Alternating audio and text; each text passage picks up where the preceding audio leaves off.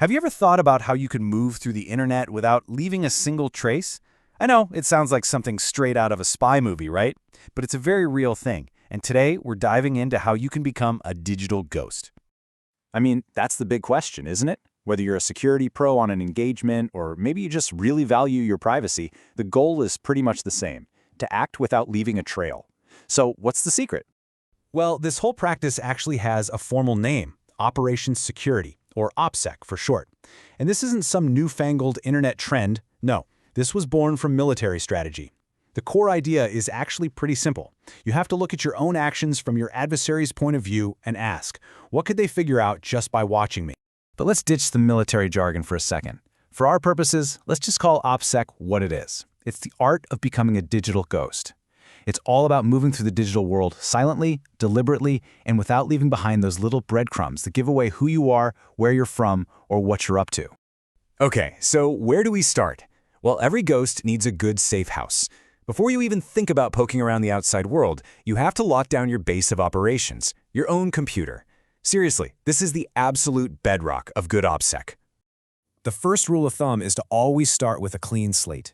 Using a totally fresh virtual machine for every single project means no old files or weird settings can come back to haunt you. But just firing up a VM isn't enough.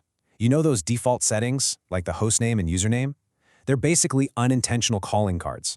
You gotta change them to something generic to really disappear. And I know what you might be thinking right now. Come on, it's my local hostname. Who cares? There's no way a remote target could possibly see that. And you know what? That's a totally fair question. But the digital world is a lot leakier than you'd think. It is actually shocking how many ways this supposedly private info can get out. It could be through something as simple as an authentication request, or maybe a booby-trapped document you download, or heck, even your own VPN client could be ratting you out. And if your host name is something super obvious like Kali, you might as well be wearing a giant neon sign that blinks, "I'm a hacker." Okay, so your safe house is secure, locked down tight. Now, it's time to craft your disguise. This part is all about controlling how you look on the network. Everything from your computer's name to the digital fingerprint your web browser leaves everywhere. You see, context is everything here. A host name like printer might be totally normal inside an office network. But if a connection from a printer suddenly pops up from halfway across the internet, that's going to set off alarm bells immediately. When you're operating remotely, the name of the game is to look generic and boring, something like localhost or desktop. Another huge giveaway is your browser's user agent. Every single time you visit a website, your browser sends this little string of text.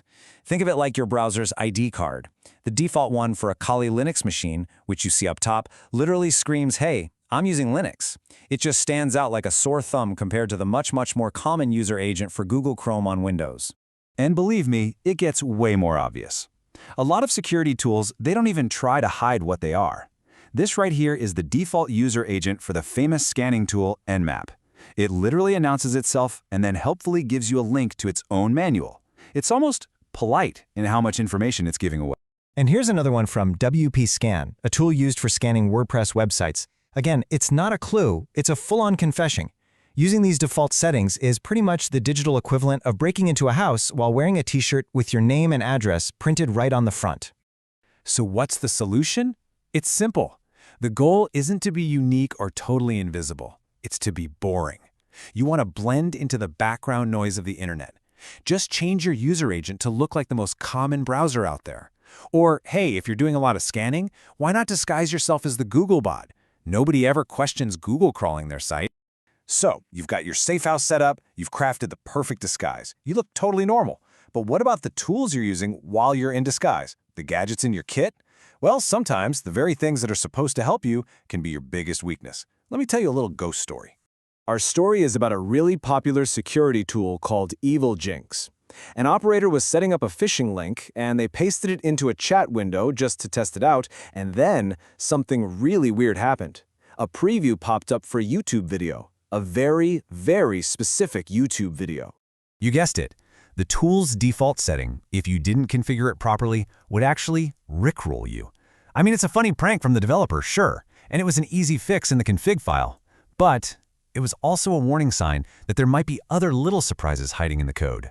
And there was. a researcher found out that the tool was quietly adding a custom header, xeviljinx, to every single request it sent out. Now that is a massive red flag. It's a unique signature that any defender could easily use to spot and block all of the tool's activity. So the obvious next step is to just search the source code for xeviljinx and rip it out, right? But the search came up completely empty. The header was definitely in the traffic, but the text string wasn't anywhere in the code. How is that even possible? This is where our little ghost story gets kind of spooky. The developer had intentionally hidden it. The string xeviljinx was actually built from 3 separate pieces of code, scattered across different lines, complete with these cheeky little comments like, "Nothing to see here."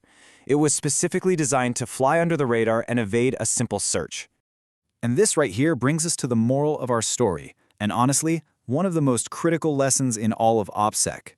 Just reading the source code is not enough. You have to watch the wire. You have to inspect the actual network traffic your tools are spitting out to see what they're really doing under the hood. So when you put it all together, all these examples, they all point to a bigger philosophy.